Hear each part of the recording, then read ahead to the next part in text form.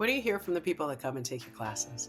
That they walked in and said, I fit in here. I fit in here and I see myself represented and I feel like I can. Hello and welcome. I'm so glad you found the show and are tuning in. Recently, I heard the terrific British actress Emma Thompson speak out about body acceptance. And man, it really resonated with me. She said something along the lines of don't waste your life's purpose worrying about your body. How many of us berate ourselves for how we look? It's kind of crazy how much time we spend loathing our bodies. Too big, too short, too this or that. My guest today felt this way, and in working to overcome their self doubt, turned to dance. And by the way, the world of dance historically has been kind of limiting about the silhouettes that are acceptable. So Arielle Juliette formed Dance Life and welcomed others who haven't always felt like dance was for them or for their body type to join in.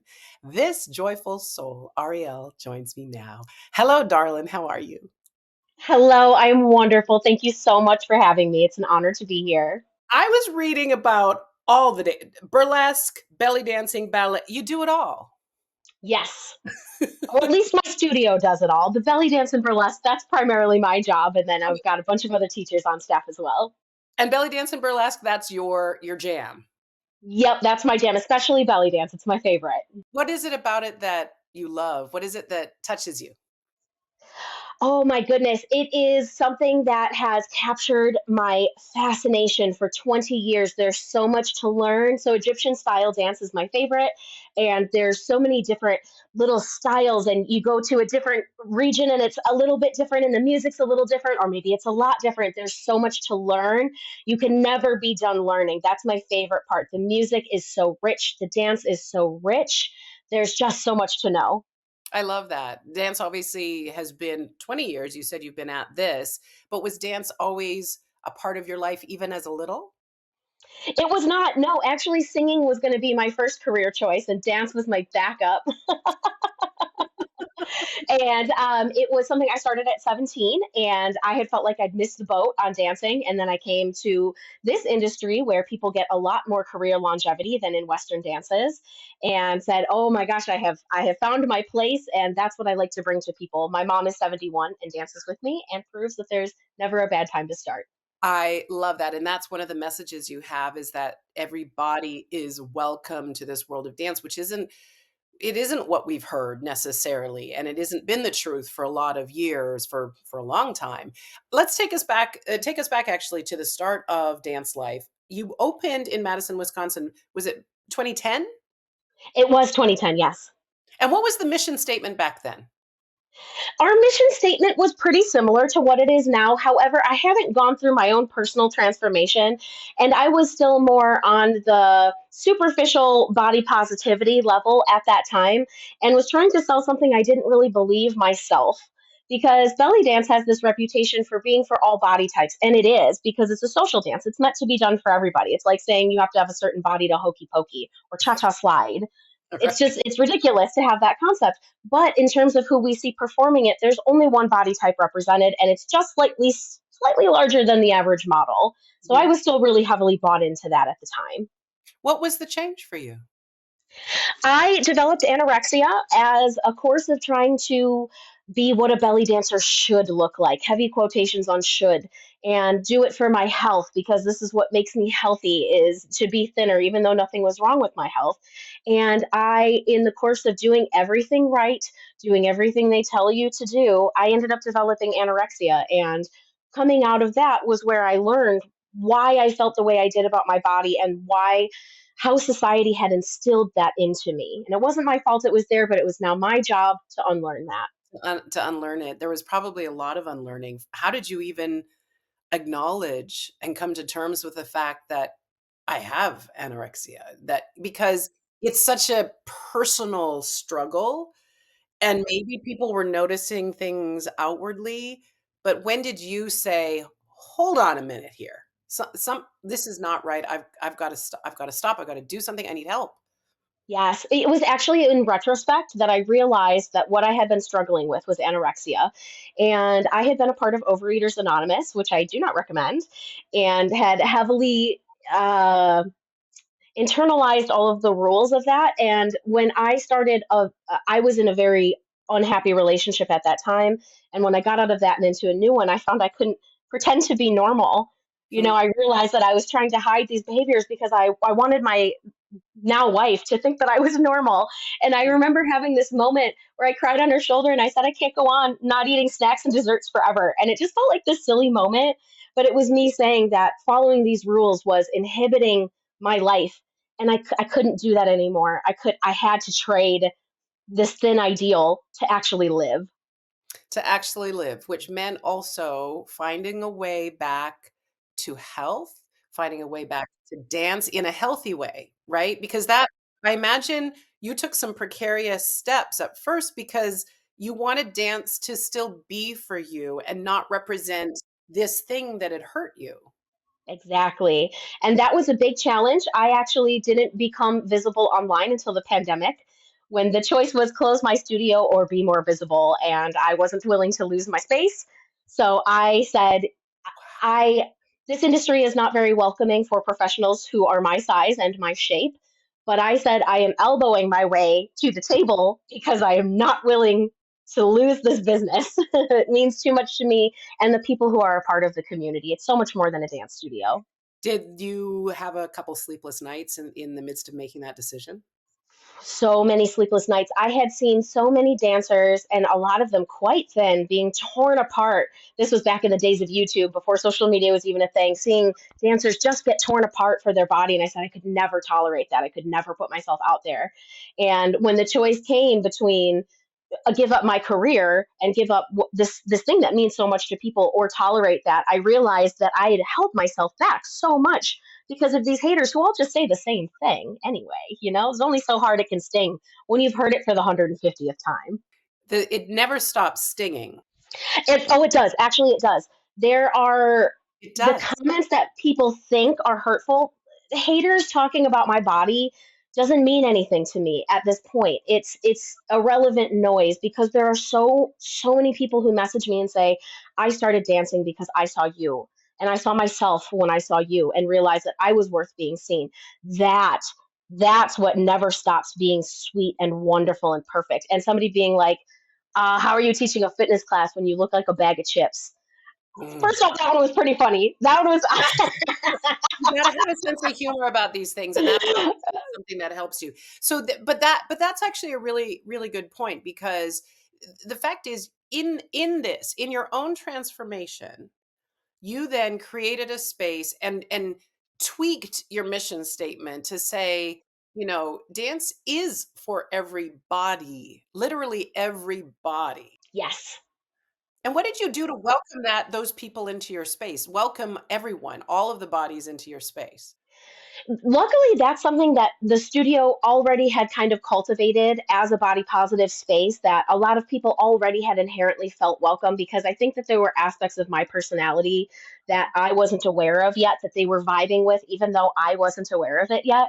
So when I decided to be more transparent with our mission statement, I made sure that the people who were in the front of the room were supporting that mission statement, were the kind of people who deserved representation, who are underrepresented in this field, started bringing in more perspectives and people to talk about what makes a safe space in dance for them, and also of course doing a lot of education on my own. You talk a lot about uh, health. Well, no, you talk about dance and liberation. Talk to me about, say more about the liberation part of it. So I particularly like to use that term instead of body positivity because body positivity has just been co-opted and whitewashed and watered down at this point. It means almost nothing and has just become this unattainable standard of you have to love yourself at all moments and love how you look. And that there's no freedom in that. Body liberation is the freedom of our body is just neutral. It's just the vessel that carries us, and we deserve respect no matter what size it is, what color it is, what age it is. None of those things should impact the respect that we deserve as humans. I think that's so beautiful. I remember I won't name the brand, but there's a pretty famous athleisure brand, and they for the longest time they only, and they still may be only up to size 12 or 14. And I kind of thought like, Well, doesn't that just like, aren't you, wouldn't you argue that we also deserve the space to work out and dance and move and be athleisure wearers? It negates sort of this idea that we all are seeking to be well and move and experience the freedom of these bodies. Yes, exactly. And especially with things like athletic wear, fat people are told in so many ways exercise more, do this, do that. Well, we don't even have the clothes, we don't have the space, we're not allowed. That's what I wanted dance life to be, is a safe space to be embodied, because a Yeah. lot of us don't have the physical space for that, where we can go and bring our whole bodies and feel celebrated for exactly as it is right now. You kind of echo what the actress Emma Thompson was saying about loving the bodies we're in, right? You talk about loving the now body. Yes, exactly. Because the now body, this is where we have power. Because so much of this is about taking our power. We spend all of this time focused on how we look. I was spending 20 hours a week trying to be thin. That I couldn't do the activism that I do now with all of that bandwidth being taken up. It's a way that we are kept small, figuratively and literally. So Dance Life welcomes, I'm personally on a voyage to obliterate the word plus size because I'm a curvy girl as well. And I think plus size it just doesn't ring true. Plus what? Anyway, um, for all body shapes, but also all age shapes and all body abilities too, because that you have noticed that there are people that may have limb differences that really want to be able to move their bodies and dance and enjoy movement as well. Yes, yeah, I actually created a seated series. I myself have fibromyalgia, so there are days when standing and dancing isn't available to me, or it is, but I'm gonna have to pay too high of a cost to do that. So Mhm. seated dancing is something I myself have done for years now, and just happened to shoot some videos. And it's a small but very appreciative audience who has been utterly left behind in dance. And in my opinion, if you can move some part of your skeleton, you can dance. You don't need to move the whole thing. That's not necessary. So many things we can do with just arms. And tell me about some of those adjustments you do. So you have a seated class. What other modifications have you been able to come up with? So I particularly specialize in movement for people with limited mobility, with chronic pain, and with hypermobility. Those are the three things that I know the most about.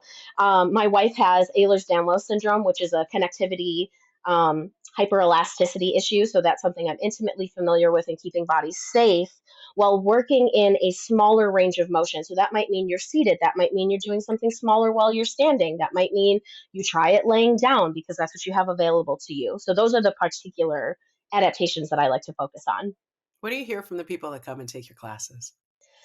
That this is the only place they've ever felt like they belonged, that they walked in and said, I fit in here. I fit in here and I see myself represented and I feel like I can.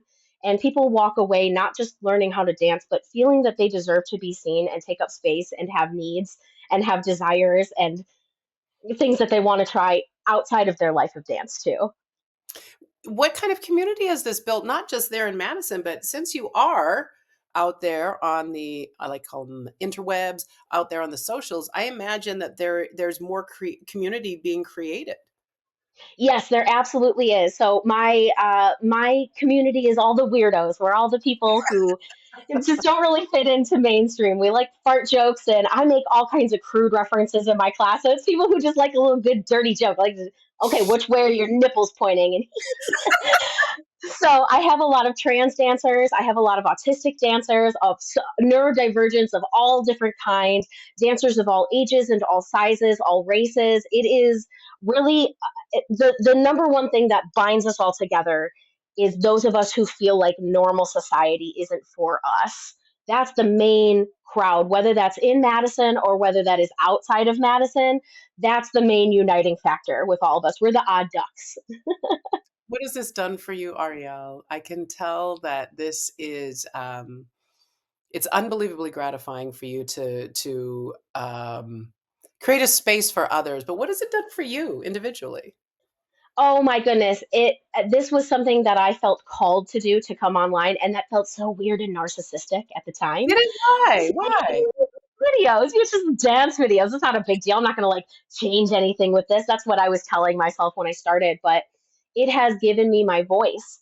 This idea of having haters as being a bad thing, to me, I took all of my internal critic voices, they became outside, and I got to talk back to them. And nobody is ever as creative at insulting me as I am. They're never going to meet my level. You're at level 1, I'm at level 100. Okay, so it's given me, I'm now fully on my side. I don't fight me anymore, and that's the biggest gift, is that I'm living exactly the life I want to live. I don't need a vacation from this life. I don't need to escape this life.